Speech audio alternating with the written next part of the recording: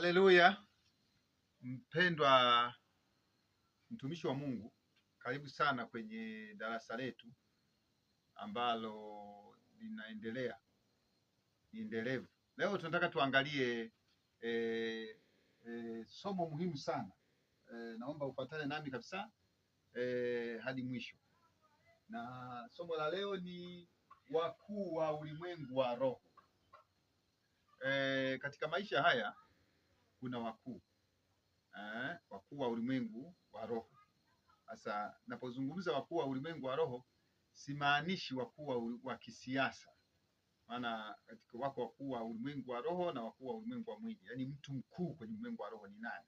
Tutaangalia mtu mkuu wa ulimwengu wa roho ni nani, na unajuaje kwamba ni mkuu katika ulimwengu, na wanapatwa na masaibu gani wakuu wa ulimwengu wa roho? Kwa sababu kuna wakuu wa kisiasa wanaotawala watu katika siasa. Mimi hao sizungumzii, lakini nazungumzia hasa wakuu wa ulimwengu wa roho. Sasa wakuu wa ulimwengu wa roho ni akina nani? Kwenye Biblia, kwenye kitabu cha Mathayo ile sura 20 na ule mstari wa 27 inasema, lakini isiwe hivyo, bali mtu anayetaka kuwa mkuu na awe mtumishi wenu. Kwenye ulimwengu wa roho tofauti sana na ulimwengu wa mwili, kwamba maana tunafundisha habari za ulimwengu wa roho. Kwa hiyo ulimwengu wa roho, anayetaka kuwa mkuu awe mtumishi. Sasa sehemu ya utumishi anayozungumza wapi? Ukuu wa rohoni na ukuu wa mwilini ni tofauti sana. Ukuu wa rohoni, wewe unakuwa mtumishi. Maana yake ni nini? Wapo watu ni wakuu rohoni na ni watu wa kawaida. Watu wengi hawajijui kwa sababu wanaangalia katika muktadha wa kimwili kwamba mtu wa rohoni na wa mwili. Mkuu rohoni katika ulimwengu wa roho huwa ni tofauti na ulimwengu wa mwili, kwa sababu mkuu wa rohoni, yeye wa rohoni anatakiwa awe mtumishi. Ule wa mwilini anatakiwa atumikiwe. Ndio hiyo tofauti nyingine. Lakini pia kwenye ulimwengu wa roho wakuu wako wawili, yaani yako katika madaraja katika madaraja mawili. Kwenye ulimwengu wa roho kuna wakuu wa madaraja mawili, daraja la ufalme na daraja la ukuhani. Kwa ulimwengu wa roho tofauti na mwilini. Kwa mwilini viongozi hapa ni mfalme na kuhani. Wapo watu wengine ni makuhani na hujijui. Wapo watu wengine ni wafalme. Kwa nini? Kwa sababu kwenye ulimwengu wa roho utawala za ulimwengu wa roho ni mbili tu, na ni moja tu, ni aina moja tu. Tawala ya ulimwengu wa roho ni aina ya kifalme. Kwenye ulimwengu wa roho utawala wake ni wa kifalme. Halafu uwakilishi wake au utumishi wake ni makuhani. Kwa hiyo kwenye ulimwengu wa roho, ama wewe ni kuhani au wewe ni mfalme. Ulimwengu wa roho, ama wewe ni kuhani au ni mfalme. Kwamba kwenye ulimwengu wa roho tofauti na wa mwili. Kwenye ulimwengu wa mwili utawala wake ni mtawala kwanza. Kiongozi wa ulimwengu wa mwili anaitwa rais kwa nyakati hizi. Na wenyewe kuna tawala za kifalme na tawala za kiraia, yaani mfalme wa kifalme, kwa maana yake kwamba tawala za kifalme na tawala za kidemokrasia. Sasa neno demokrasia maana yake nini? Ni neno la Kigiriki, na mfumo huu umeanza muda mrefu kabla, ni karne ya 5 kabla ya kuzaliwa kwake Yesu. Kwa hiyo ulikuwepo kwa Wagiriki. Na sasa neno Kigiriki demokrasia imetokana na neno demokratos.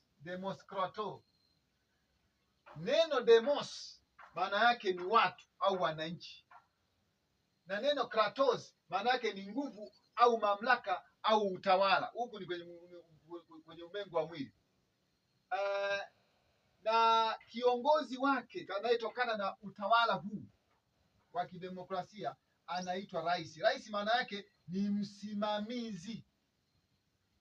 ni msimamizi. Rais maana yake ni msimamizi. Anasimamia nini? Anasimamia afya za watu, amani ya watu, ulinzi, na anasimamia ulinzi wote, anasimamia kila kitu cha jamii husiki iliyochaguliwa huo mfumo wa kidemokrasia, kwamba wanapokuwa rais hana maana nyingine, ni msimamizi. Kwa hiari kupitia sanduku la kula wanamchagua akasimamie yale matakwa kwa mujibu wa katiba na sheria walizojiwekea. Yeye rais ndio, kwa sababu ni taasisi inasimamia. Maana yake rais ni kiongozi anayewaongoza watu, na ni watu wale wale wamechagua mtu mmoja wawakilishi, kwa sababu demokrasia ziko za aina kama tatu. Kuna demokrasia ya moja kwa moja, yani wananchi wanaamua. Kuna demokrasia ya uwakilishi, wananchi wanachagua mwakilishi atakayewawakilisha katika matakwa yao, malengo yao, hisia zao, matarajio yao na mahitaji yao, anawakilisha kuwaongoza. Lakini pia kuna mfumo mwingine wa kidemokrasia unaitwa mfumo wa kikatiba. Yaani kwa mfano kunakuwa na katiba na sheria. Nchi nyingi duniani kwa karne hii ya 21, nchi nyingi duniani ambazo ziko sasa hivi duniani, na hata kwa mfano nchi nyingi tu hata zikiwepo na ya kwetu, na hata nchi za kusini mwa jangwa la Sahara, karibia dunia nzima, baadhi ya nchi tu ndio zimebaki chache. Nchi nyingi zinaongozwa na huu mfumo wa kidemokrasia, na kwamba na mfumo wa kidemokrasia wa aina mbili, kwa mfumo wa kidemokrasia wa uwakilishi na mfumo wa kidemokrasia wa kikatiba na sheria. Na hata nchi yetu sisi inaongozwa kwa mujibu wa katiba na sheria pamoja na mfumo wa kisiasa wa kidemokrasia. Sasa tunapoongelea wakuu, kuna andiko linasema kwenye kitabu cha Waebrania, basi kwa kuwa tunaye kuhani mkuu anayeingia mbinguni, Yesu mwana wa Mungu. Lakini kwenye kitabu cha Zaburi ile mstari wa 113 na mstari wa 7 hadi wa 8 inasema, humwinua masikini kutoka mavumbini, humtukuza mhitaji kutoka jaani, apate kumketisha pamoja na wakuu wa watu wake. Watu wengi sana wanaposoma hayo maandiko wanadhani ni wakuu wa kisiasa. Wakuu wanaoongelewa hawa sio wakuu wa kisiasa. Wakuu wa kisiasa kama nilivyoeleza kwamba katika mfumo wa kiutawala wa watu wakuu kisiasa ndio hawa wametajwa. Mfano dunia nzima sasa inatawaliwa na mfumo wa kidemokrasia. Kwenye ulimwengu wa roho hakuna mfumo wa kidemokrasia, ni tawala za kifarume. Mungu mwenyewe ni mfarume wa wafarume, maana yake kuna wafarume wako chini yake, na Kristo pia ni kuhani mkuu. Kwa maana niliyosema kwenye ulimwengu wa roho kuna watu wawili tu, kuhani na mfarume. Sasa hii lazima ujue kabisa kwamba kuhani na mfarume na wakuu wa rohoni sio kama hawa wa duniani. Maana wakuu wa duniani unachaguliwa, hata kama ni mfalme anapakwa mafuta. Hawa ni kama ambavyo tunaposoma kwenye kitabu cha Yeremia kwa habari ya kitabu cha Yeremia kwa habari ya Yeremia mwenyewe. Biblia inasema nalikufanya kuwa nabii kabla ya kuumbwa katika tumbo la mama yako. Unaona, Yeremia amekuwa nabii hata hajui. Lakini pia tunaangalia kitabu cha Waamuzi. Ukisoma kitabu cha Waamuzi utaona habari ya nani? Habari ya nani huyu? Habari ya Gideoni. Gideoni alikuwa ni shujaa, amekuwa ready made, amekuwa ni shujaa, lakini anaishi kwenye mazingira ambayo hayampi kumpa uhalali wa kutambua kwamba yeye ni shujaa. Alikuwa katika umaskini uliomzonga. Kwa nini? Wakuu wa ulimwengu wa roho, wale wakuu rohoni, mtu mkuu rohoni, huwa shetani ndio anayewawinda, kwa sababu shetani anawajua. Ukiwa mkuu rohoni, shetani hakubakizi. Na wapo wakuu katika pande zote. Kuna wengine wakuu wa rohoni, ulimwengu wa giza. Na ndio maana kuna andiko linasema kwamba ukitaka kwenda kuteka mji, umdhibiti kwanza mtu mwenye nguvu. Mtu mwenye nguvu nani? Ni hawa watu wakuu wa rohoni, ulimwengu wa roho. Ulimwengu wa roho kuna watu wakuu, na watu wakuu hawa watu wakuu